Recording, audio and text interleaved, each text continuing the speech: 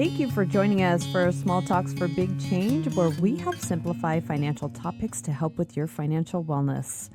Greetings, friends, and thank you for joining us. Today, we are concluding our 4-part mini-series on elder financial abuse.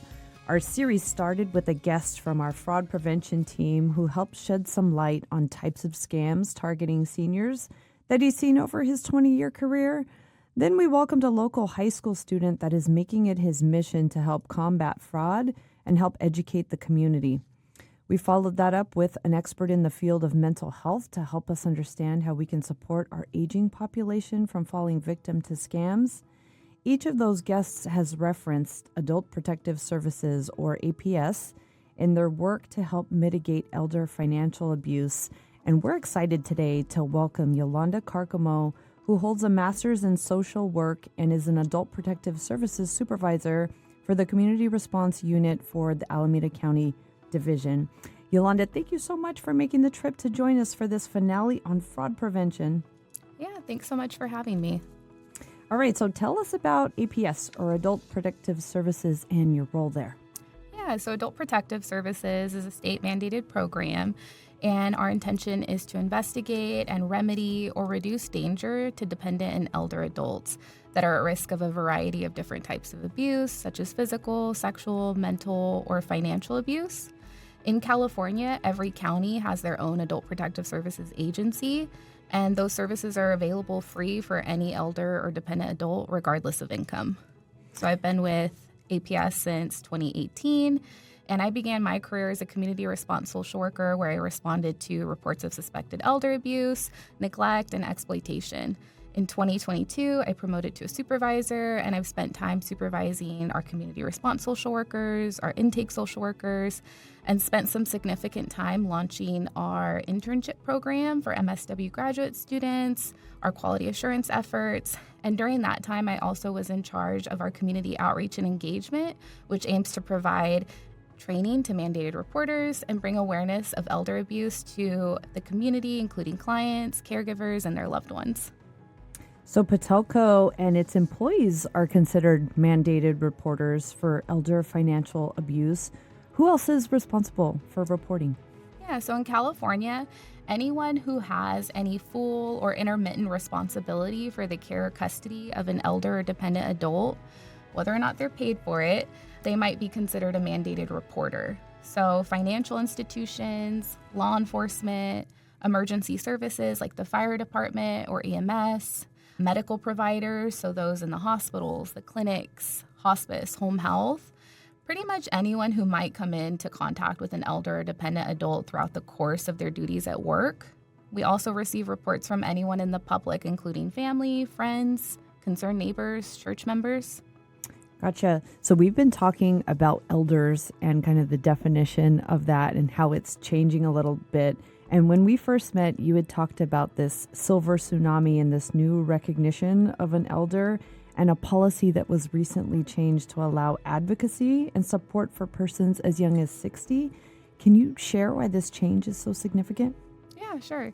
So the silver tsunami is a term that's been used to describe the rapid aging and population shift of the large wave of baby boomers, so those that are kind of born through 1946 up to 1964, they're reaching retirement age.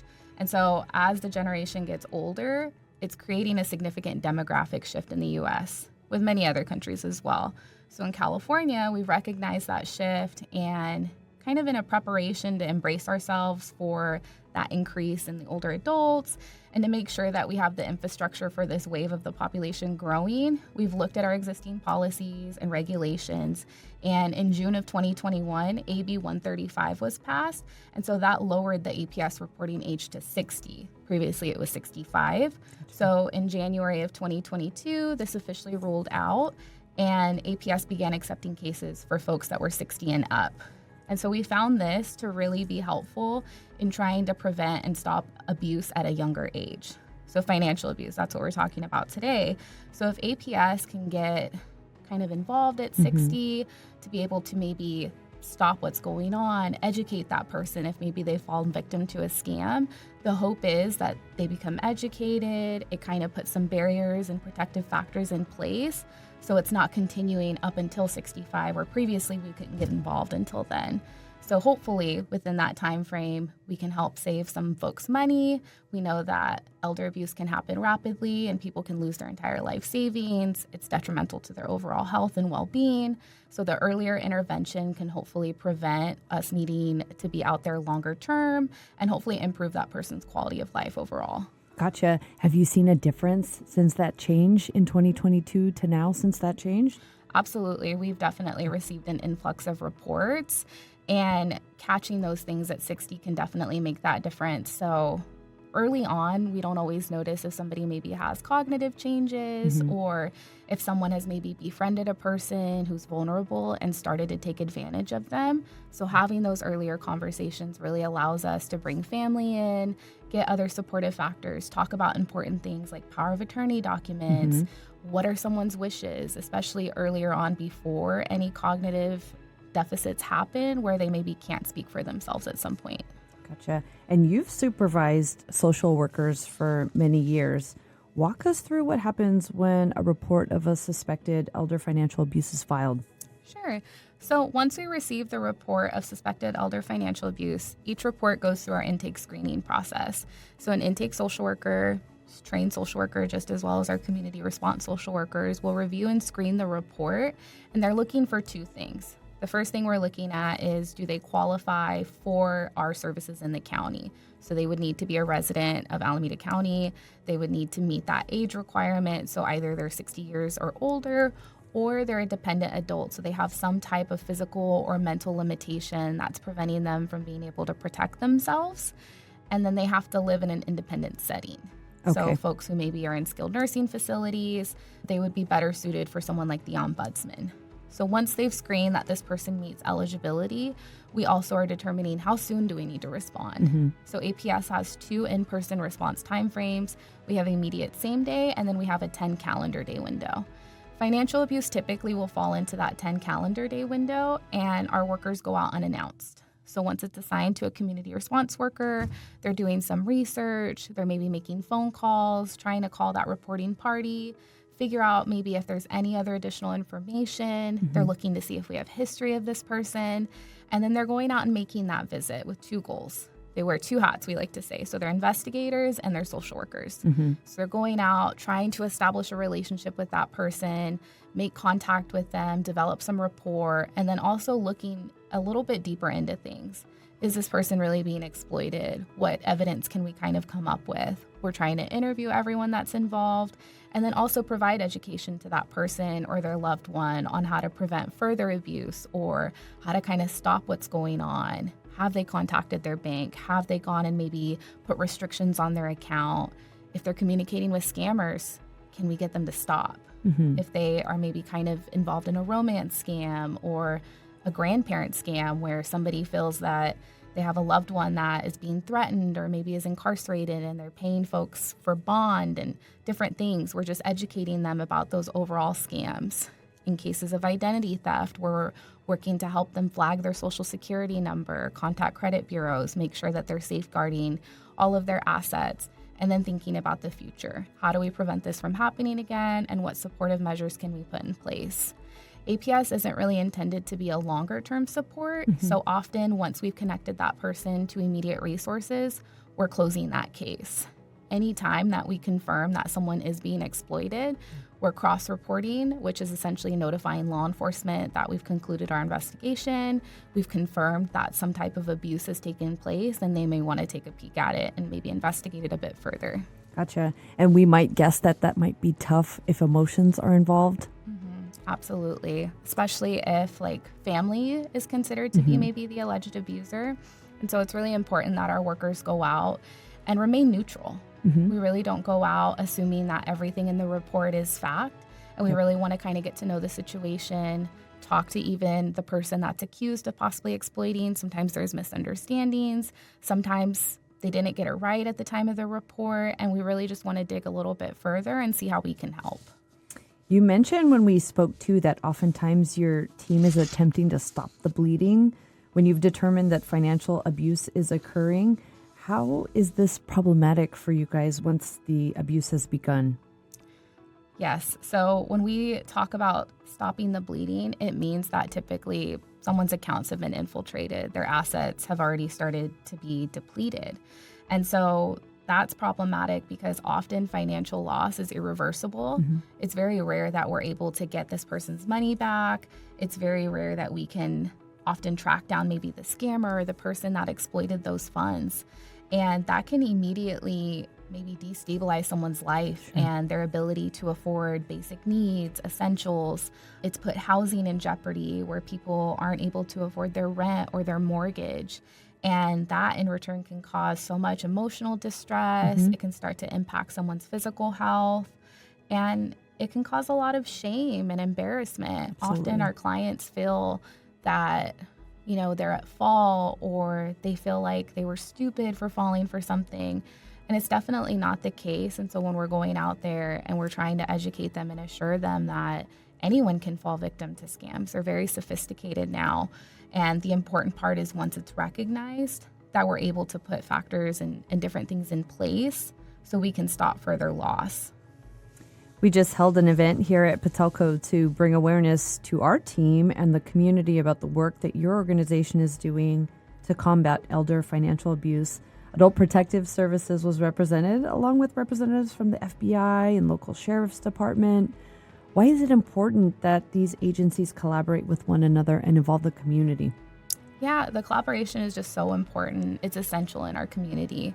So every agency has a different lens and a different focus. And with APS, we're really going in there to assess someone's vulnerability and their safety. And we want to connect them to supportive services. And that often includes law enforcement because law enforcement has an ability to investigate and prosecute criminal activity, especially when it comes to financial exploitation, scams. Financial institutions like Patelco are often the first to notice suspicious patterns of transactions, and they can play a role in being able to detect and prevent more and further abuse. I've received so many reports where a banker was fortunately able to connect with that older adult and stop them from even proceeding with that transaction. They took that time out of their day to ask and inquire, well, what's going on? You seem a little rushed. You seem a little nervous. Somebody is on the phone. Why don't we take a step away and talk about this?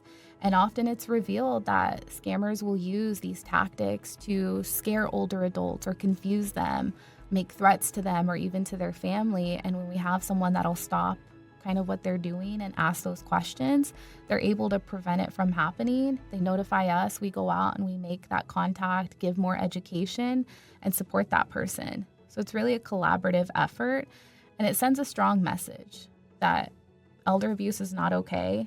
It's not a private, isolated issue, and that there's multiple agencies and factors in place that can assist older adults and try to prevent this from continuing to happen. Yeah, now more than ever, Patelco is really focused on training and emphasis to help mitigate this. And for our listeners out there that are not mandated reporters, what can they do to help prevent elder financial abuse? Yes, they often play such a critical role. You see your loved ones, you see them on a more regular basis, you make contact with them, so you can look out for the signs that something may be going on, whether it's a family member, a neighbor, or a friend. So stay connected. Social isolation is one of the biggest risk factors for abuse. So regular check-ins with your loved one can prevent them from maybe making contact with the scammer. It gives them a safe space to talk and be able to really work through maybe what's going on. And look out for red flags. So if there's sudden changes in financial behaviors, maybe a new friend who comes in, wants management of money, maybe having someone sign documents they're not familiar with. Maybe this person has unpaid bills and it's a bit confusing because that's never been a problem before. That might be a sign that something's wrong. So having those conversations, encouraging older adults to have safeguards in place like power of attorneys, trusted financial advisors, setting up account alerts, talking to APS, maybe asking questions, being that safe go-to, it can really, really stop things from maybe progressing or even happening. And then when something has happened, report those concerns. You don't have to be a mandated reporter to contact APS and make a difference, or even law enforcement. they usually can also be made anonymously. So even if you don't want to share information yourself and identify yourself, you can still give APS or law enforcement a heads up to be able to make contact with that older adult. That is such a good thing to know. And we appreciate you guys so much for coming down here and help educate our employees and help educate the community. Our listeners out there, if you want to learn more education, we do have materials on our website for you to browse at patelco.org. Visit our fraud center there to educate yourself more. APS also has a ton of resources that you can find at Alameda County socialservices.org. That's Alameda County socialservices.org. If you need to file a report of concern, you can also visit reporttoaps.org and choose your county on that website, or call 510-577-3500 here locally. Seniors can also find more information and assistance by calling 510-577-3530 and get a live social worker on the line. Again, that's the Senior Information and Assistance line at 510-577-3530. Yolanda, we want to thank you so much for sharing your knowledge with us today and making the trip down to be with us here today. Absolutely. Thanks for having me. Well, that's going to do it, folks, for our finale on elder financial abuse. That's going to do it for today on Small Talks for Big Change, where we help simplify financial topics to help with your financial wellness. We'll see you next time. Patelco Credit Union is insured by NCUA. Hey guys, thanks for watching. To subscribe, click here. To watch the next video, click here. See you next time.